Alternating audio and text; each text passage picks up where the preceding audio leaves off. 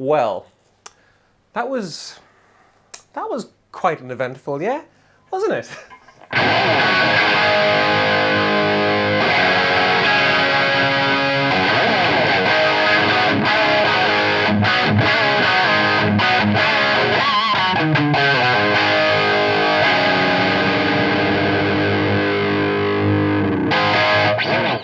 Hey folks, Dagan here. And with it being December and one hell of a crazy year for me, insane highs, very low lows, all while checking out some amazing guitar gear, I thought I'd shoot a little summary video of some of my highlights of 2025, as well as some of my favourite gear of the year too. But to start off with, I've got some thanks to give. First off, to all of you guys for supporting me here on my own channel. After the implosion of PMT that we all know about, everyone losing their jobs, 12 stores shutting, and what was like 390,000 subscribers strong YouTube channel that I helped build with some amazing people just swiped from my hands in one fell swoop in an afternoon. I can't thank you all enough for sticking around and watching me here on my own channel and caring what I have to say and supporting my daft Geordie self.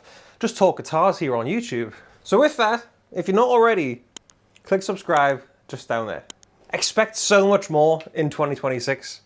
More regular uploads, more rig rundowns, more interviews, more in-depth videos on interesting gear from the past, as well as, of course, tons of videos on shiny new stuff. New guitars, new pedals, new amps, and the rest. So again, I can't thank you all enough. I wouldn't be able to keep this momentum going if it wasn't for you guys supporting me here on YouTube, on Instagram, on Patreon. And I've got a Patreon, which is linked just down there for all the cool behind the scenes stuff and everything in between. If I could give you all your own individual Christmas hug, I would. So thank you again. And if you want to say anything specific in the future, just comment down below, because I love getting ideas from you guys. Secondly, I've got to thank the amazing people at Andertons. When everything happened with PMT, Lee reached out straight away offering his support, and he's such a stellar guy, man. I've met Lee, Pete and the gang at the NAMM show a fair few times in the past, and they've always been beyond awesome. So now it's a pleasure to be a part of their channel, and of course the insane support they give me here on my own channel. So again, a huge thank you to Lee, Pete, Taylor, the entire Andertons team for the support. And of course, all the gear that I'm talking about in today's video will be linked in the description box just down there, so you can check it out at Andertons. Thirdly, thank you to all the brands that have wanted to continue working with me since going solo. There's far too many to even name. Thank you for caring about my opinions on the gear that you're releasing.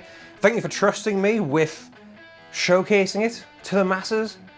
And with that as well, if anyone out there does want to work with me, all my links to socials and contact information is just in the description box down there too.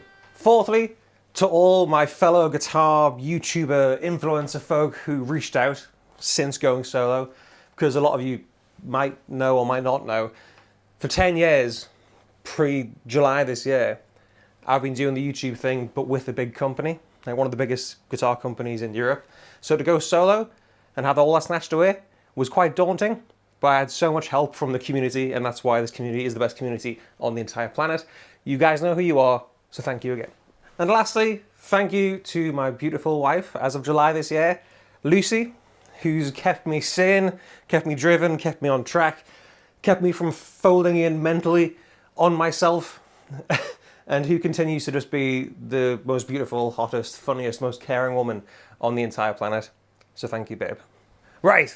Now let's get into my favourite parts of the past year, as well as my favourite bits of gear that I've managed to get my hands on.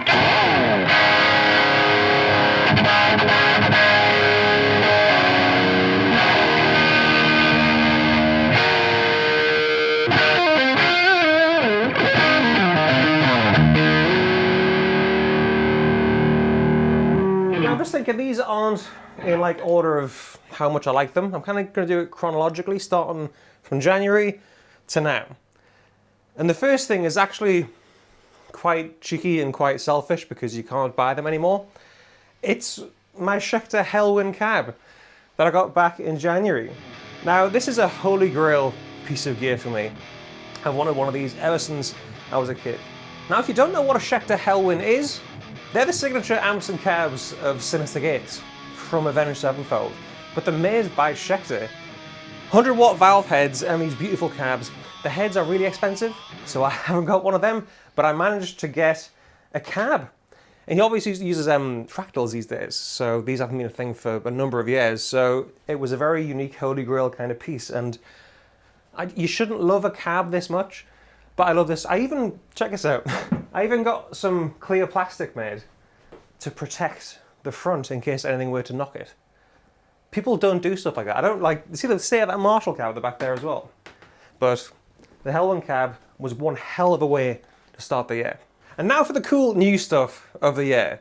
And there's nowhere cooler to check out new guitar stuff than the NAMM show back in January. It was so much fun. And unfortunately, I don't think I'm going to be there in 2026 unless something drastic happens and someone wants to take me. But I should be there in 2027 if I play my cards right. But this year, 2025, was awesome. A day before the show, though, which was based in Anaheim, we went up to Burbank to Schecter's headquarters to check out some insane gear. I've been to Schecter a fair few times now, and they're just the most awesome people on the entire planet. And I checked out some awesome guitars that were new for 2025. And the coolest, I think, being, even though I'm a huge Sinister Gates fan, and the Headless just came out, I've got two of his guitars, and of course this stupid cab, it was the Zakk Vengeance models. The other guitar player in Avenged Sevenfold, if you don't know who that is. Because, as you might be aware, I love a good SG body shape. And Zakk's new guitars, the Hollywood models, are SG shape. Or SG inspired, I should say. But they're like high performance SGs, the profile, the fingerboard, the way they kind of sit on you, they just feel like a modern high performance version of an SG. Especially that new one as well, because it's got a bloody Sustainiac in it. They're awesome things, so that's definitely up there for me. Moving on to the NAMM show itself, there's so much cool stuff there, it's overwhelming, but a couple of my favourite takeaways were, of course, the Marshall modified series, the 59 SLP and the 800. People have been waiting years for Marshall to modify their own amps, like, because we've seen it so much with Friedman, Victory, and the rest and the stuff. When Marshall do it, it was just so sweet and so good. The 800 is my personal favourite, and I actually got a chance to play them again and really crank them, demoing some Charvels at Andertons. And if you want to check out that video, I'll put a little link in the description box just down there. But yeah, those amps are super articulate if you pick light. When you really dig in and crank them, they breathe absolute fire, and that's my jam right there. Another huge standout from the show for me was the MXR Rockman pedal. Now I like this so much that I bought one. It's the ultimate 80s Def Leppard, Boston, just that 80s tone encapsulated, which is on so many records from that quite unique headphone amplifier back in the day. MXR replicated it with the chorus, with the drive, with everything that we love about that tone. The nostalgia is real with this guy. Now, one of my favorite things from this year's NAMM show is actually, honestly, one of the highlights of my entire life.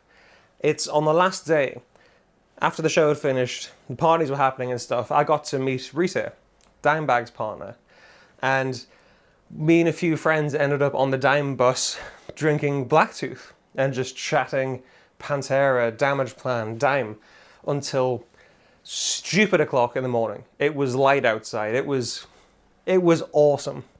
And at like 3 a.m, I was getting all emotional talking about the Dean from Hell. I do talk about this in another video, which you might have already seen, but I was getting all emotional talking about the Dean from Hell, and she was like, you know, you sat right next to it, right? And I looked over and she just pulled this case out and just handed me the Dean from Hell, and it was biblical. It was just perfect. Like, I remember feeling a bit guilty at the time because I was just trying to process what was going on after about 80 Blacktooths.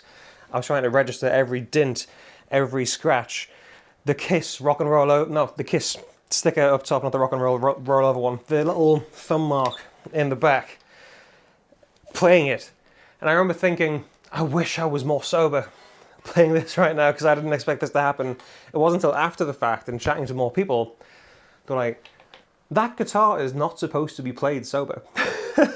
If you pick up the Dean from Hell, you're supposed to have a couple of Blacktooths in you to loosen up, and it was just insane. But I am getting to something gear related with all this. And that's, of course, the little Warhead amp that you can now buy. I think the one at the NAMM show was the limited edition green one, but you can buy the one with the Dime Bolt logo on the front. It was crafted with a lot of help from Dime's longtime tech Grady. And it only does one thing, but that's why you buy that amp. It does that one thing very bloody well. And hopefully I'll have a video coming out very soon on that, borrowing my friend's Washburn 333 and playing some Pantera through that. But that's standout, one of the best pieces of gear I've tried this year, just because it encapsulates that tone and it's not stupid money. Now the start of this year was very weirdly Pantera-centric, because a couple of weeks after playing the Dean from Hell at NAMM and checking out the Warhead and stuff, I interviewed Zakk Wylde, which was another pinch me moment when he was on tour with Pantera here in the UK. And circling back to gear, it's the first time I'd ever tried a Wylde Audio guitar.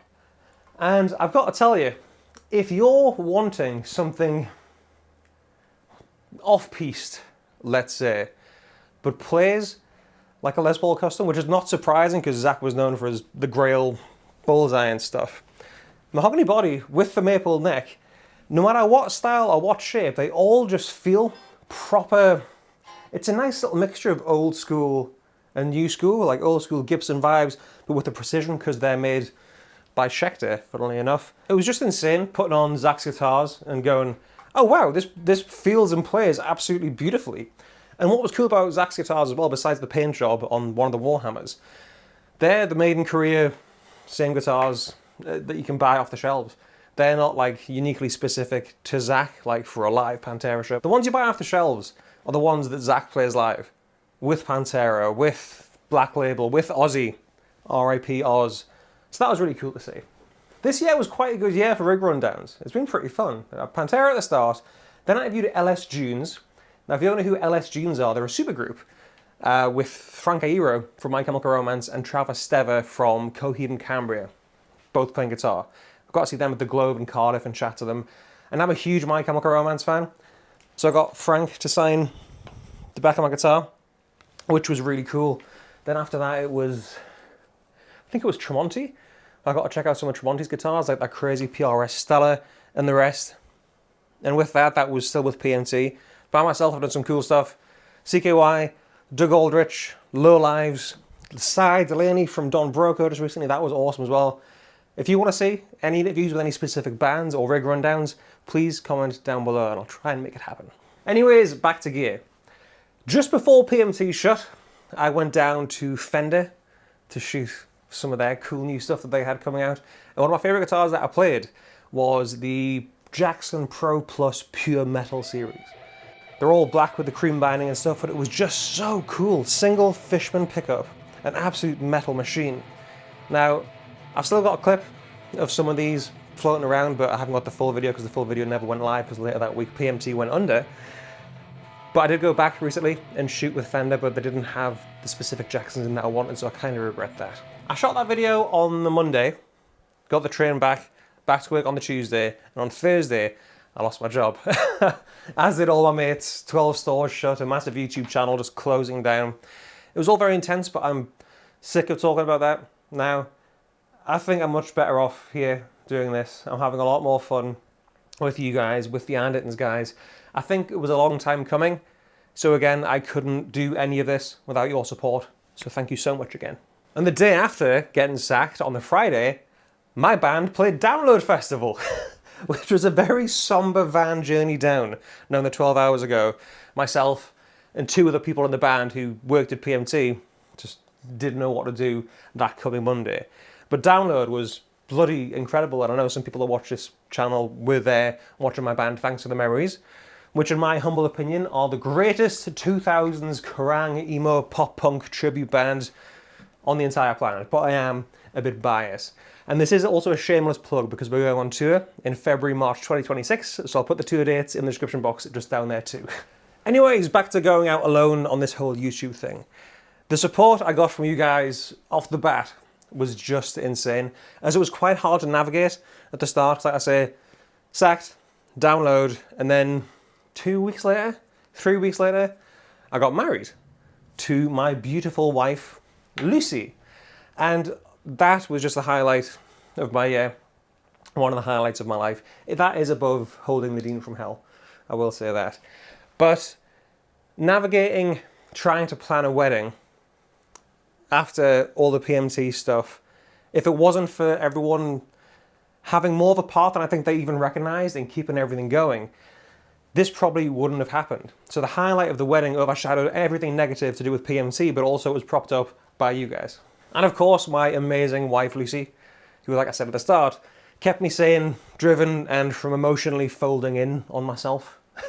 I just had to jump in with both feet, and luckily, I got to check out some really cool gear off the bat.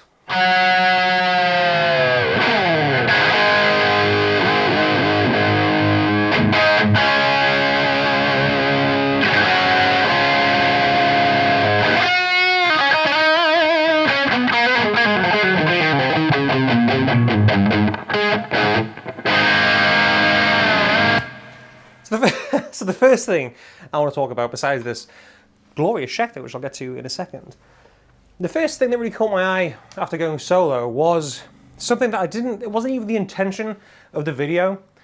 It was the Tonex Brown Sound Signature Collection, which was a plugin that I used when I was demoing my Frankenstrat I made when I was 16. It's seriously one of the most faithful digital recreations I've ever heard of Eddie's tone. And there's so many different nuanced versions to choose from within the plugin. With that as well, it's not just a plugin. You can download those presets and use them live.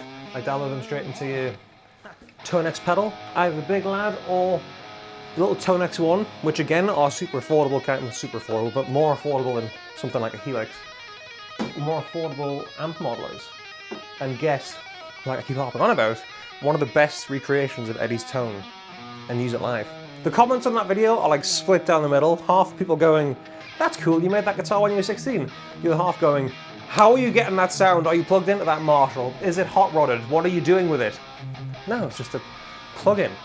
And as a die-hard Eddie Van Halen fan, I just had to include it in this list. And if you're a Van Halen fan as well, I'll link it in the description box down below so you can check it out. Next up is a guitar that I just couldn't put down as soon as I picked it up, because they just fit so well with me. It was the Epiphone inspired by Gibson Custom Shop 1963 Firebird 5, and that's one hell of a title for one hell of a guitar.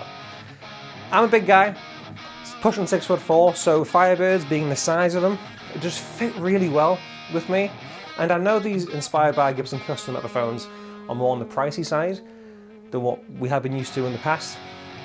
It's a hell of a lot cheaper than buying a Gibson Firebird 5, let alone a vintage one. And spec-wise, it's 99.9% of the way there. It's got the pickups, it's got the hardware, it's got the controls and everything. It hasn't got the nitro finish, poly finish, and the only other gripe I found was, I think with Gibson they pick lighter mahogany, so it was heavier than a Gibson would be. But besides the weight and the finish, it's pretty much a $5 guitar, and I just couldn't put it down. Like playing G chords on it, the whole thing just absolutely resonated. It breathed with you. It was weird. I love Firebirds because there's so much going on, there's so much wood, they're just really percussive and they've got so much attack with those mini humbuckers. It's definitely one of the highlight guitars for me this year. Next up is a pedal that shocked a lot of people when it was released by how awesome it is. It's the Wilkin GP5. It's a little box that's an amp modeler, a multi-effects, an IR loader. I'm sure if you ask it nicely, it'll cook your dinner. All that for 65 quid. The first preset, I can't remember what it's called, it's called like Great Riff or something, just is so bloody impressive for the price.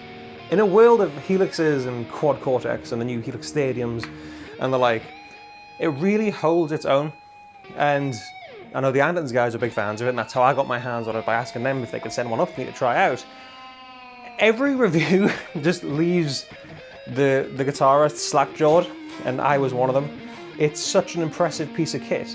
And for the price, even if it wasn't your main go-to tone or something, so if you were a Quad Cortex user, for 65 quid, it's one hell of a backup in case anything were to go wrong with your rig. Awesome little pedal. Moving on from there, in the year, chronologically, I actually went down to Andertons for the first time. It's the other end of the country to me here in Newcastle, so it's a bit of a trek, but it's completely worth it. Shot some videos with Lee, met the gang, went in that awesome video room, and Guildford itself is just a lovely little place. It was very surreal. I shot the whole experience. I've got a video here on the channel, my first time going to Andertons. Went for food and drinks with the guys as well. But most importantly, I played some very interesting guitars at Andertons. Not on camera for their videos, just walking around the shop, because they've got some bloody stunning bits of kit in. And the guitar that I fell head over heels for immediately was a Rock and Roll Relics Thunders model. It was just, it felt like it was my guitar when you pick it up. I know the Relic kind of helps that, it kind of wears it in, but it just felt like it fit my hand perfectly, like I'd been playing it every day for the past 30 years. It weighed nothing. It was so resonant. I wanted to take it home so bad. It's the first Rock and Roll Relics I've ever tried. Like, I'm a Gibson guy with SGs and Les Pauls and double cuts that way. First time really playing a Rock and Roll Relics, and it was just sublime. It was a wonderful thing. So I think I might actually treat myself to that in the new year.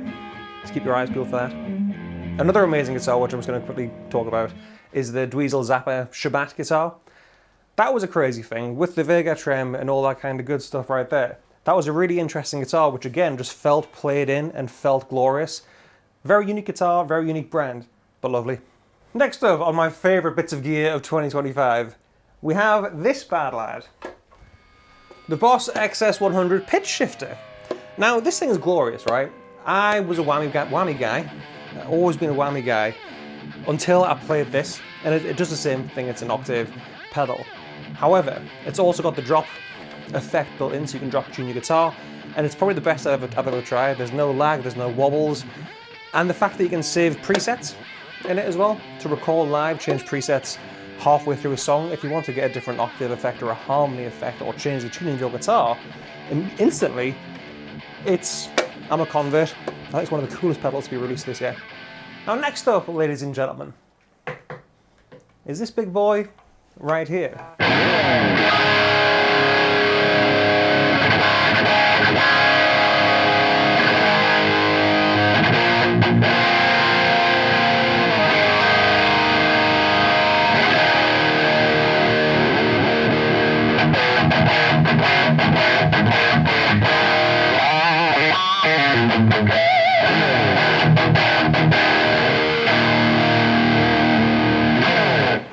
It's my newest amp.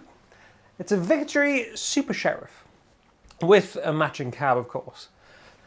I've always been intrigued by Victory. So many of my mates play them and swear by them and they sound fantastic, but PMT never used to stock them. So I never had the chance to really try them. And now, working with Andertons, Lee invited me down to Victory headquarters to try out the new little lunchbox cabs, the 1x12s. And I absolutely fell in love with the Sheriff. Made in the UK, hot rodded EL34 tone. It's just exactly what I look for in an amp, with some really funky little modern features as well.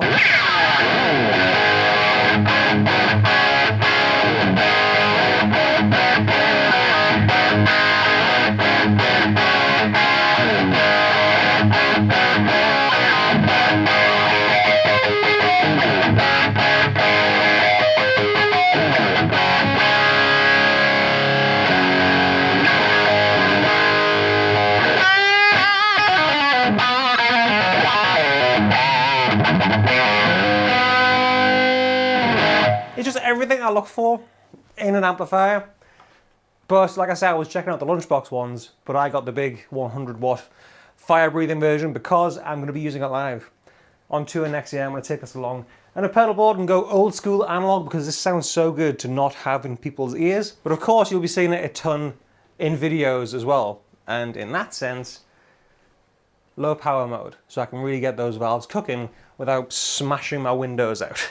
Next up, it's not a new release guitar, but it's new and very important to me. It's this. This is my Schecter Sun Valley Super Shredder that I got about a month ago now, and I shot a whole video on this bad lad because it's the perfect guitar to replace my trusty Kramer Pacer, which I actually took a lot of cues from this to modify this over the years. And as you can see, it's been in the wars. It's actually got a Schecter USA custom shop humbucker, and the bridge is made out of a whiskey barrel. That's pretty cool. But the Schecter is on its last legs. I feel like it's going to die at some point because it's just been through a lot.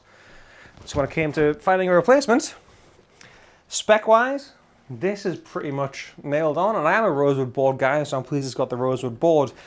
But I've already started modifying it. So I really like the pickup switch down there. And I'm undecided on what colour pick guard to go for.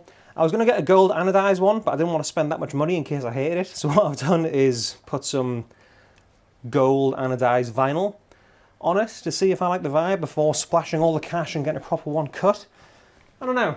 You'll be seeing a lot more of this guitar, so what colour pick guard do you want to see on it?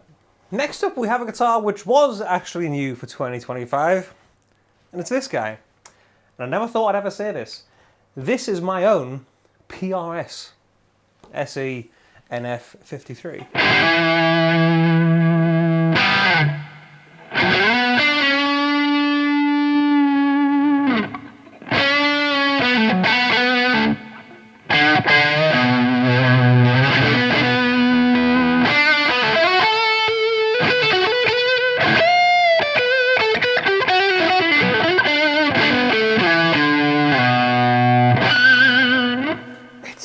Glorious thing. Now, I'm not a PRS guy at all. I do love PRSs. I've never played a PRS that I didn't like because they're just made beautifully from the SEs to the cores. I've never really gelled with them until I got sent this, and I just didn't give it back. It was all done properly, I should say. I haven't stolen it. It's the most un-PRS PRS I've played, and I talk about this in the video, the full demo video, quite a bit. It is still quintessentially PRS because, like I say, when you play one, any PRS model, you get that quality and you get the fit and finish, which is just quintessentially Paul Reed Smith. Everything's exactly where it should be and everything performs to the best of its ability, even surpassing the price point in this case. I was first on at these when I'll talk about it again in the video, when I interviewed Miles Kennedy and I played one of his guitars, this kind of body shape. Then they released the core model, the non-Miles Kennedy version, the NF53, and now the SE more affordable one. And I don't know, I just think they've not shot themselves in the foot, but I don't know how much better you can get than this, besides just being the fact that it's made in Maryland in the USA. This, to me, delivers so much more.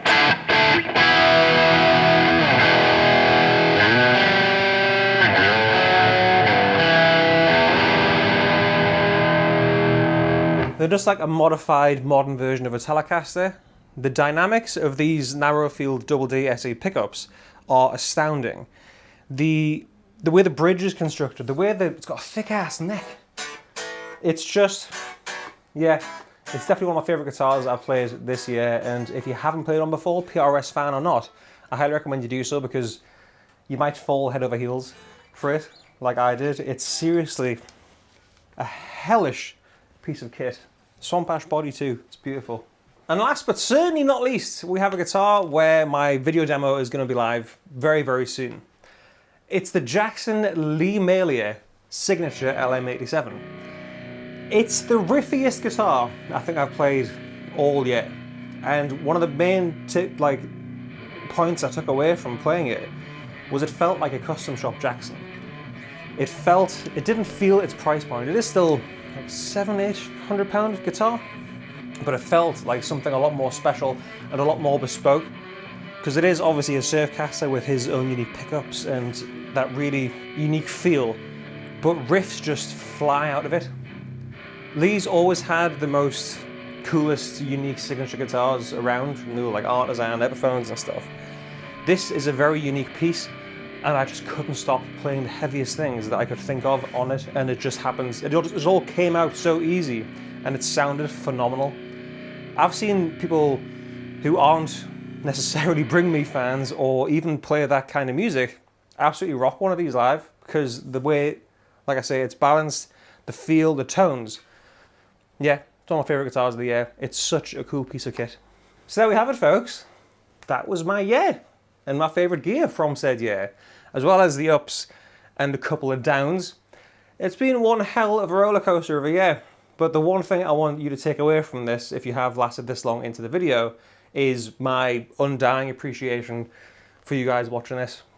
Guitar playing is supposed to be fun. People take it too seriously, especially when discussing the intricacies of guitar equipment. We can all get a bit cork sniffery sometimes, and I don't know, I just don't really like that. So I love what I do, and I just want to share my passion with you guys. And fingers crossed, it looks like it's going quite well. And I'll continue doing this until you all get bored of seeing my stupid Geordie face.